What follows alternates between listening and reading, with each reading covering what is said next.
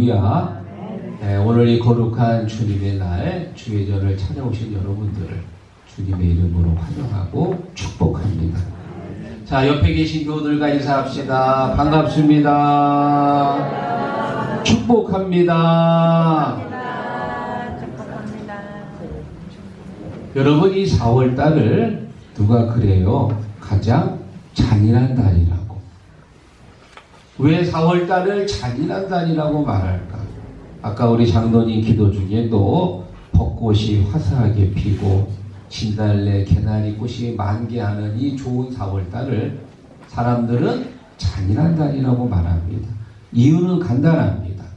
영국 시인 엘리엇이 황무지라고 하는 그 시에서요, 4월은 가장 잔인한 달이다, 그렇게 거기다가 썼대요. 그 이후로 사람들은 4월을 가장 잔인한 달이라고 말하고 있는데, 우리나라 역사하고 이렇게 비교해 보면은요, 상당한 연관성이 있습니다. 1948년도 제주도 4.3 사건이 일어났습니다. 1960년도 4.19 혁명이 일어났고요. 가깝게는 지난 2014년도 4월 16일 세월호 침몰 사건도 있었습니다. 그래서 이 4월달은 많은 사람들에게 아픔을 주고 또 그 눈에서 눈물을 나게 했던 아픈 달, 잔인한 달인데, 우리 신앙인들에게 이 4월달은 부활의 달이요, 생명의 달이요, 축복의 달이 될 줄로 믿습니다. 오늘 본문에 보면 이 마가복음 4장에는 세 가지 비유가 나옵니다. 1절에 보면 땅에 떨어진 씨 비유가 나오고, 26절 이하에 보면은 자라나는 씨 비유가 나오고, 우리가 읽은 30절 이하에 보면은 겨자 씨 비유가 나옵니다. 예수님께서는 하나님의 나라를 작은 겨자 씨에게 비유합니다. 작고 아주 미미하지만 이 겨자 씨를 심었더니 점점 자라가지고 나중에는 새들이 와서 그 위에 앉아서 노래를 부르는 안식처가 되었다. 그러니까 너희들도 겨자씨처럼 잘 자라서 그렇게 풍성한 열매와 가지를 맺어라. 오늘 저는 본문의 말씀을 가지고 작은 겨자씨의 꿈이란 제목을 정했는데요. 오늘 예수님께서 우리에게 주시는 메시지가 무엇인지를 깨닫고 여러분 가슴 속에도 작은 겨자씨와 같은 꿈이 있을 겁니다. 그 꿈이 반드시 이루어지기를 주의 이름으로 축원합니다. 작은 겨자씨의 꿈 첫 번째, 작은 것을 부끄러워하지 말라. 31절 읽어보겠습니다. 겨자씨 하나과 같으니 모든 씨보다 작은 것이로되. 성경에서 작은 것을 비유할 때 꼭 이 겨자씨를 말하고 있습니다. 이 겨자 하면은 우리가 주로 언제 생각나냐? 냉면 먹을 때 생각나요. 늘 냉면에다가 이제 겨자를 넣잖아요. 이 겨자는 중국 문헌에도 있고 또 우리 삼국사기에도 이 겨자를 사용했다는 기록이 있고, 미국과 캐나다에서도 이 겨자가 생산된다고 합니다. 이 겨자라고 하는 건 벌써 고대부터 세계적으로 많은 사람들이 사용했던 양념입니다. 그런데 왜 예수님은 하필 겨자씨를 비유로 말씀하셨을까? 예수님이 활동하셨던 그 갈릴리 호수 근처 숲에 겨자나무가 많았대요.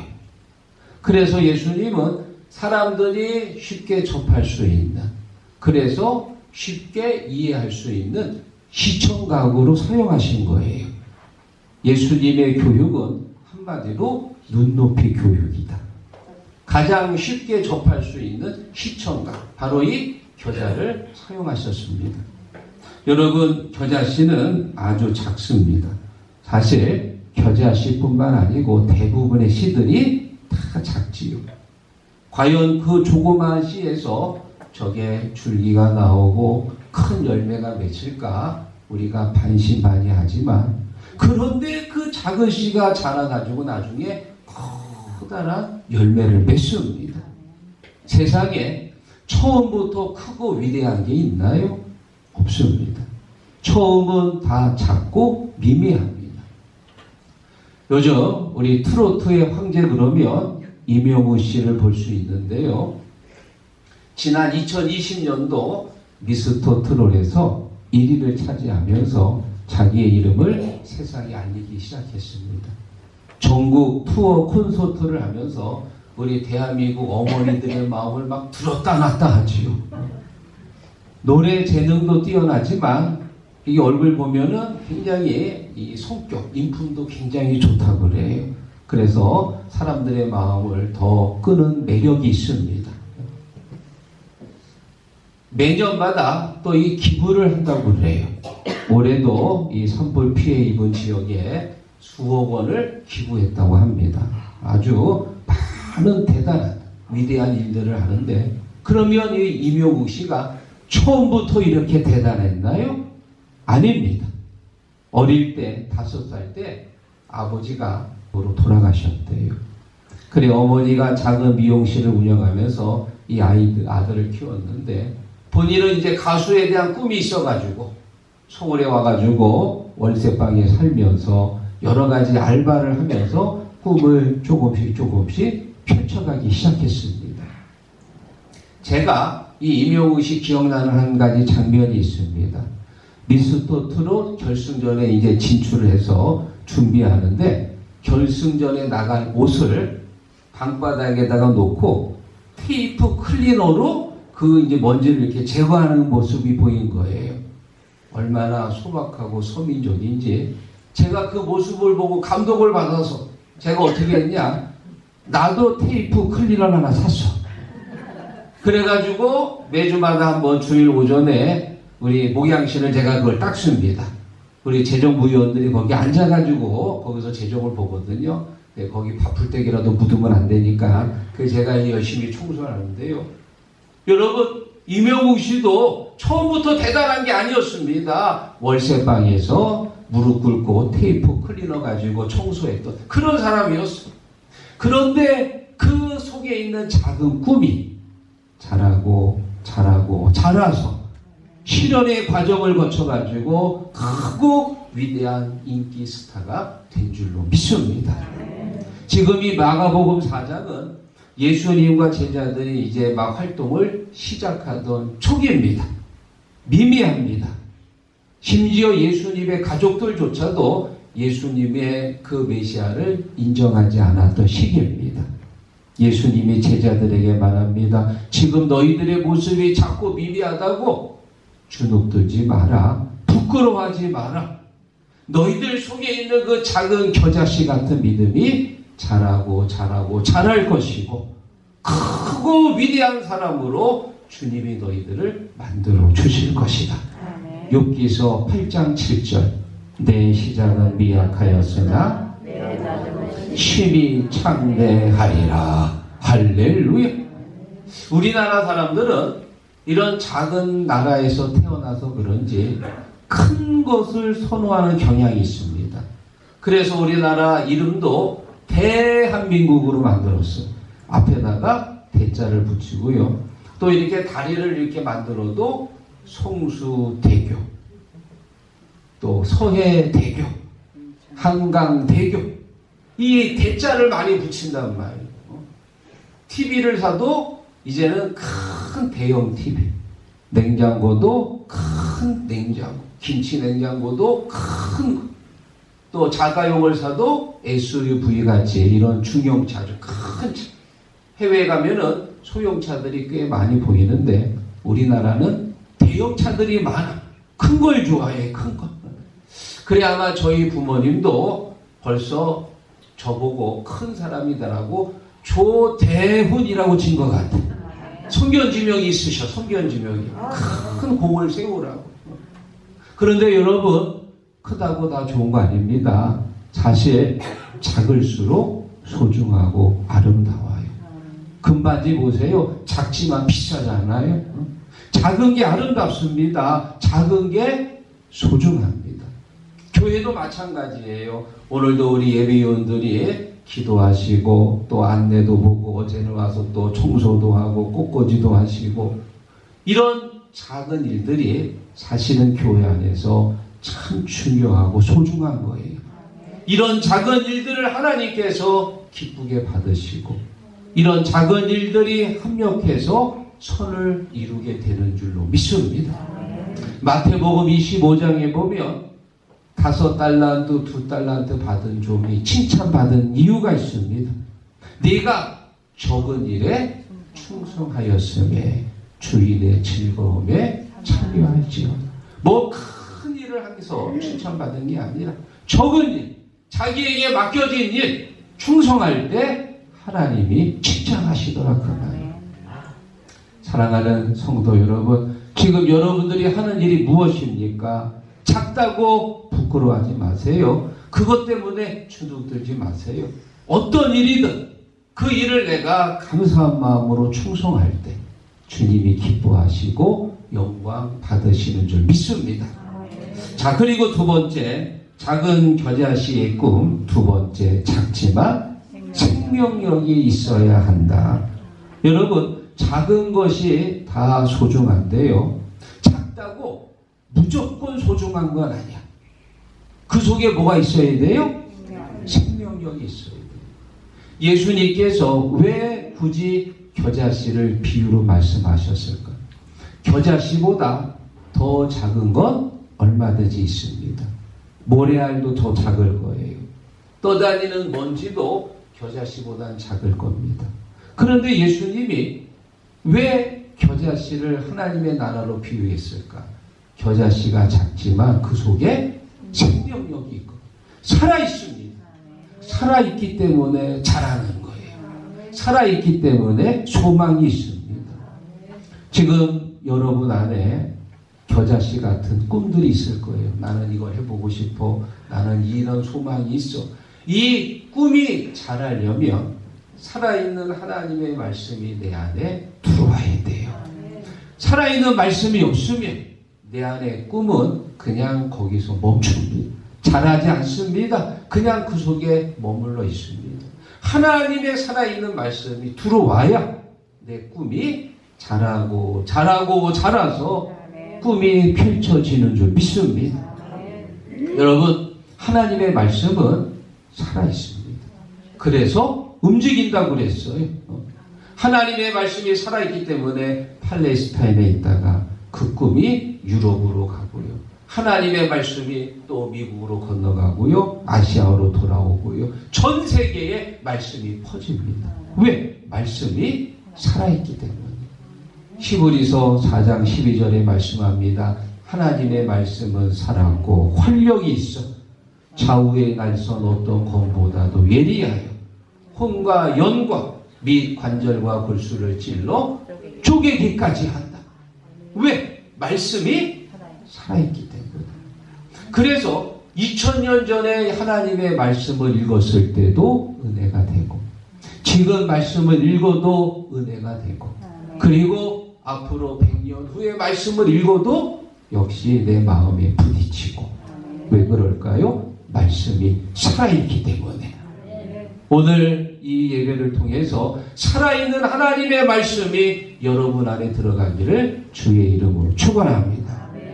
여러분, 교회도 살아있는 교회가 있고요, 죽은 교회가 있습니다.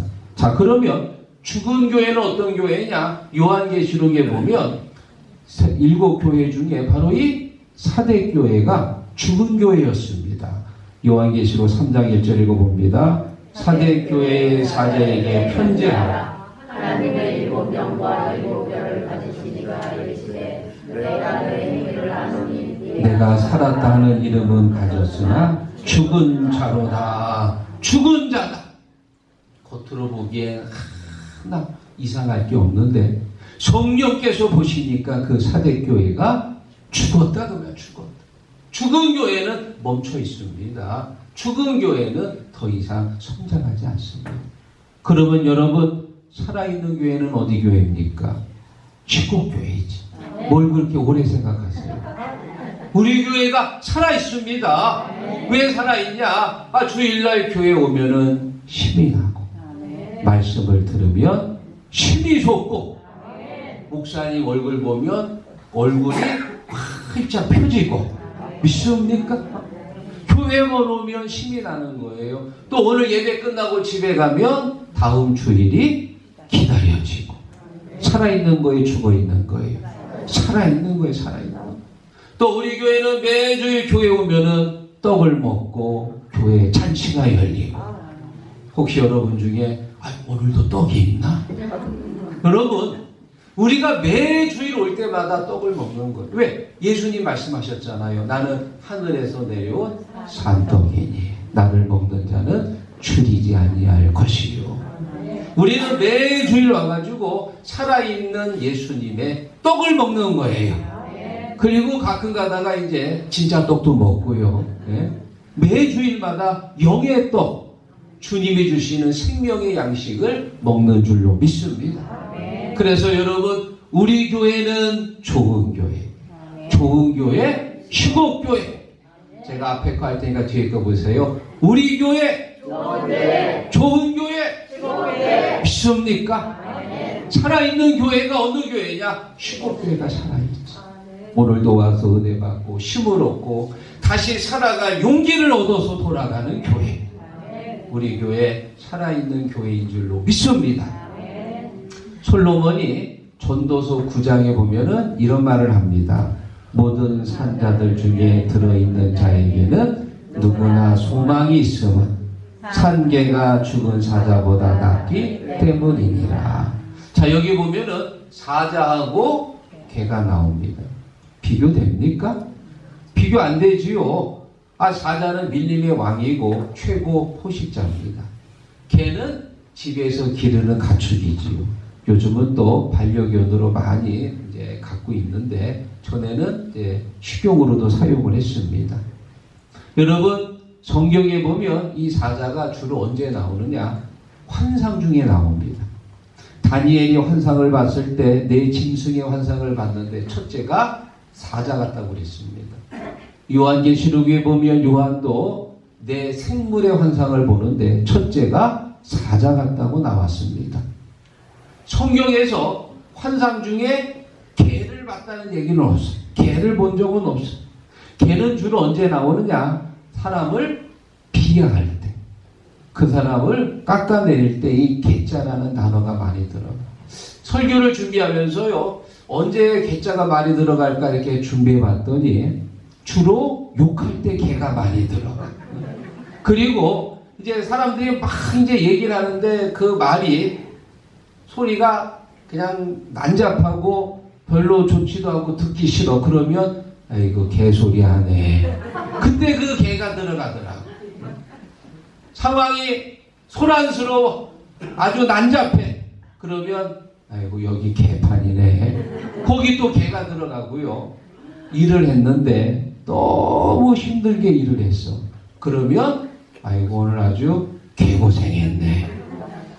그러고 보니까 개자 들어가가지고 좋은 건 하나도 없어 정말. 개만 들어가면 이상하게 웃기고 이상하게 그 사람을 자꾸 깎아내리고 폄하합니다. 그런데 여러분 만약에 사자가 죽었다고 생각해 보세요. 죽은 사자하고 개하고 비교하면 그때는 개가 난 거예요. 개가 난 거예요. 왜? 사자가 죽으면 끝난 거예요. 이제는 시체고 썩어져서 사라집니다. 살았을 때나 밀림의 왕이지 죽으면 개만도 못한 게 되는 거예요. 지금 솔로몬이 왜 이 말을 하고 있느냐? 내가 왕이었을 때 그 많은 신하들, 그 모든 부귀와 명예를 자기가 다 갖고 있었는데 죽을 때가 되니까 저 이름 없는 농구만도 못하구나. 살아있을 때가 좋다 그래요. 살아있을 때가. 살아있어야 움직이는 거예요. 살아있어야 꿈이 있습니다. 사랑하는 성도 여러분, 여러분 안에 작은 겨자씨 같은 꿈이 있습니다. 그 꿈이 살아가려면, 그 꿈이 펼쳐지려면 살아있는 하나님의 말씀이 내 안에 들어와야 돼요. 믿습니까? 오늘 이 시간 살아있는 하나님의 말씀이 여러분 가운데 역사하기를 주의 이름으로 축원합니다.